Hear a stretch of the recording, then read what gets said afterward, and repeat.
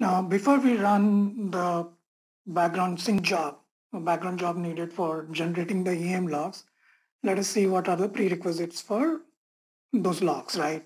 So there are 5 types of EM logs that can be generated. The first one is transaction log, for which in the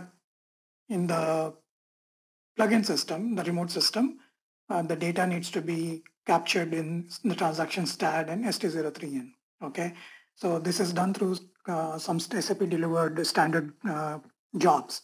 Okay, that the basis team would normally schedule in the target system, in the plugin system. So we'll quickly see how that is done. We are not going to schedule something, but we are going to see how it is done.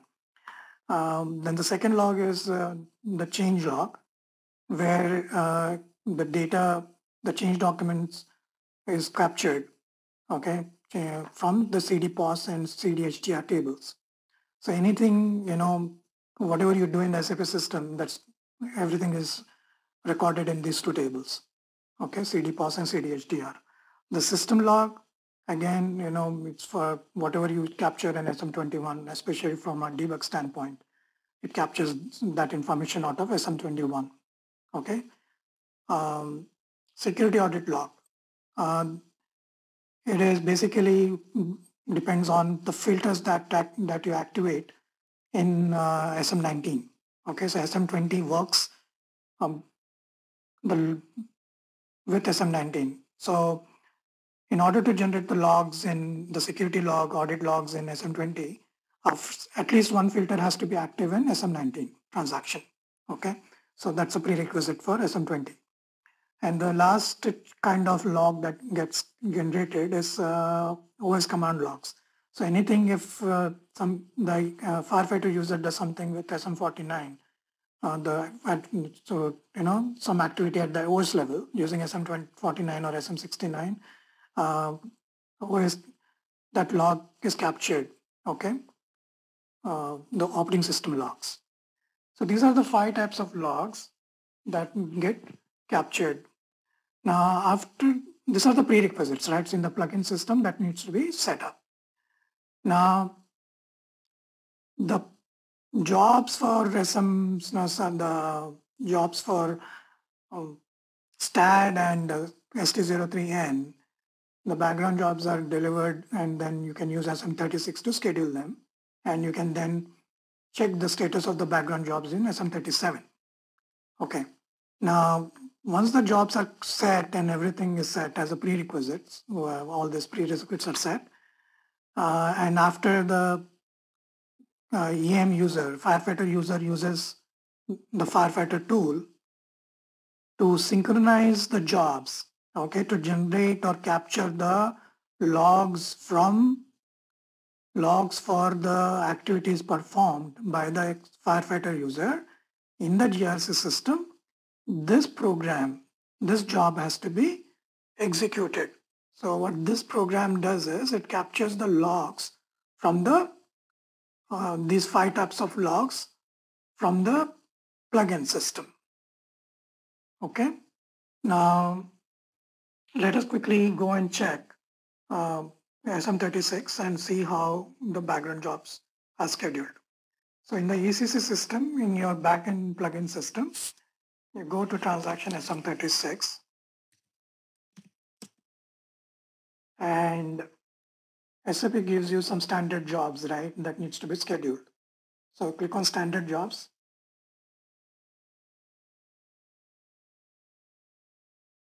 Okay, so you get a list of SAP delivered background jobs here, okay? So you have to schedule some of these jobs, like for example, you schedule collector for job statistics, okay?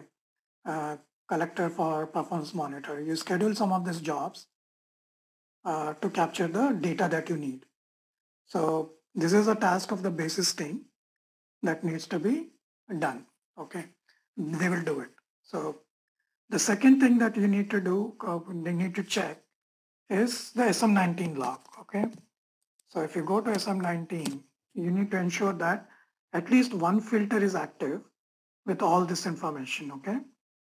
At least one filter. either it's a static configuration or a dynamic configuration, at least one filter needs to be active. Only then the security audit logs are captured in SM20. So let us quickly, because we perform some activities here just now, let us go and check whether what we get, right? So for example, we perform some ID, some activities with EM ID01, right? So let's go and execute, see if the data has been captured, right? So with the EM ID01, these are the activities that were captured. So we created a user ID, right? Then we executed SU53, SU0, SU3 as a transaction code, correct? So some of this data is captured, okay, depending on the filters, okay? The filters what was the filters? If you go to SM19 again, these are the data, right? Transaction start, report start, if you change any user master record. So this data is captured in SM20. So in order for the GRC to capture some security audit logs, at least one filter in SM19 needs to be activated. Another requirement is that the time zones, the assigned time zones in the SAP system and the operating system level needs to match. Okay, so if you look at the time zone, the system time zone and the operating system assigned time zone have to match. Okay, so that's another requirement for GRC to capture the log data. So that is also another prerequisite. All right. So now after these prerequisites are met, now then the GRC administrator, they can go and schedule the EM logs synchronization job. Okay, we'll see what that is. Okay, how we do that. Okay, so let's see that.